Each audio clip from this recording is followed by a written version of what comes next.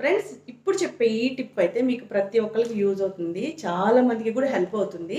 మనం మాల్స్‌కి గానీ, డీమార్ట్‌కి గానీ అట్లా వెళ్ళినప్పుడు మన హ్యాండ్ బ్యాగ్స్‌కి ఇలా ట్యాగ్స్ వేస్తూ ఉంటారు. అంతేకాకుండా మనం హ్యాండ్ బ్యాగ్స్ కొన్నప్పుడు కూడా ఇలాంటివి మనకి ట్యాగ్ వేసి ఇస్తూ ఉంటారు. ఓకేనా?